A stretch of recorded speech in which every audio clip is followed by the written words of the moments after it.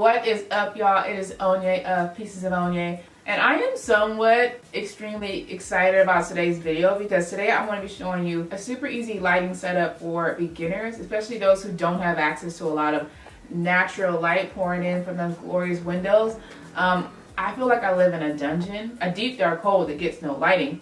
It's pretty bad, and on top of that, there's like a garage. This is my window back here. There's a garage blocking any type of hope that I have for getting lighting in here. So it gets pretty dark in here, let me tell you. So I had to figure out how to light up my videos in a way that made them look, that made them look presentable. So that's what this video is going to be about, and hopefully you guys find it helpful. First things first, I'm going to take a swig of this wine because this is going to be a doozy of a video. Yes, it is. So I encourage you to grab a cup of wine and, stay tuned.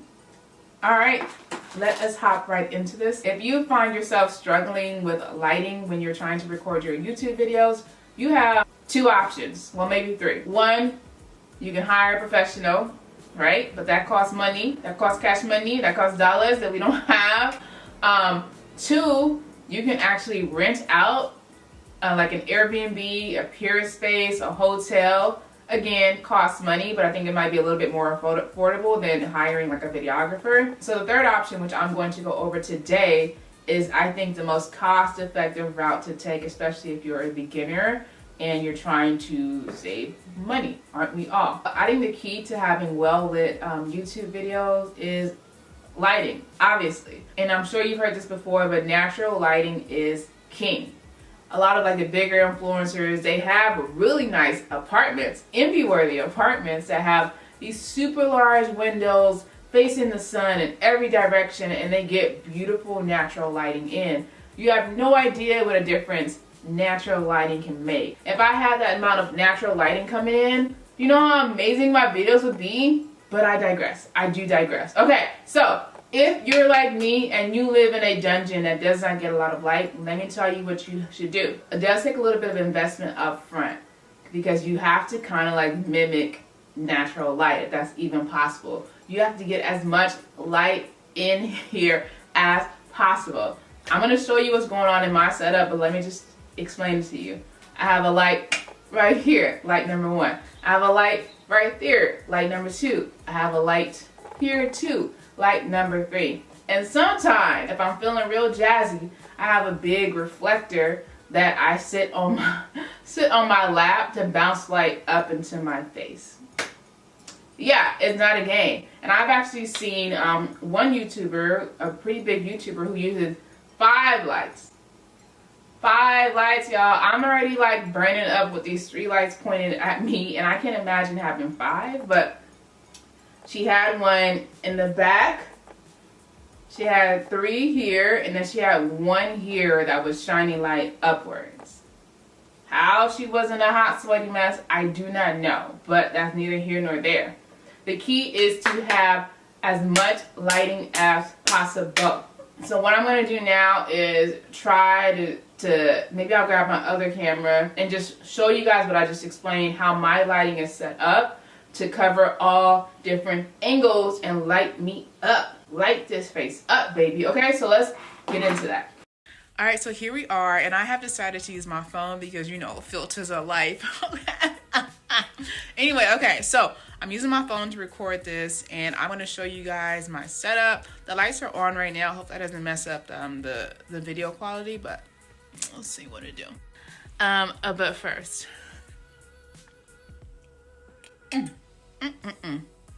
delectable. All right, here is my setup. Please do not judge the status of my room right now. It is a hot mess. Okay, so here are the 3 lights that I was telling you about. Here's the one that sits to my right. That one sits to my left. This one sits right in front of me. Here is my camera set up right here, right directly in front of me. And so let me explain the positioning of these lights for you. So this light right here, I use to illuminate myself and also a little bit of the background, because I find if I don't have lights illuminating the background back there, it can be a bit dark, which is hard for me to edit and post.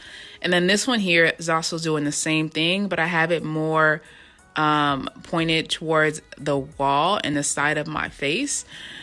And then this is my star player right here. My Steph Curry, my LeBron James. So it sits right in front of me and illuminates me head on, and also gets the backdrop as well.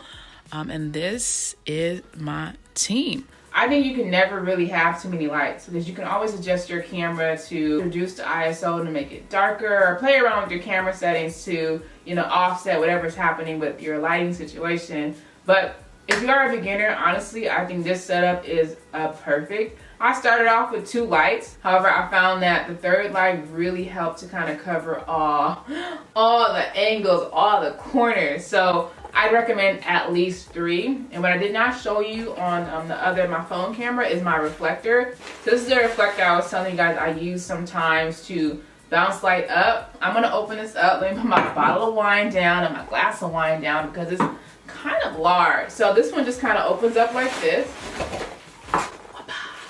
And there that is. I would just like sit this underneath me. You can't even see it, but I'll sit it underneath me, and I think it bounces some of this light back up into my face because it's like a foil, and foil is reflective. I use this a lot in my photography, but it works the same in videos as well. So if you need a little extra go ahead and get a reflector. They sell smaller sizes as well, and you can even get a stand to stand this up and bounce light, from different angles. I personally don't have a stand because I don't know, I just don't. So I just sit this on my lap, and this little puppy folds right back into place on good days, and then you just put that to the side.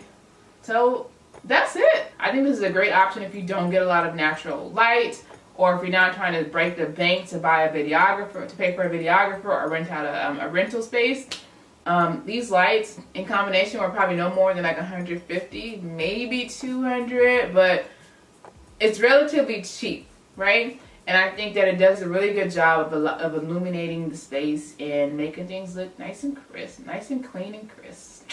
These lights do a really good job of brightening up my videos, but they also have to go through the post-editing process. I personally use iMovie.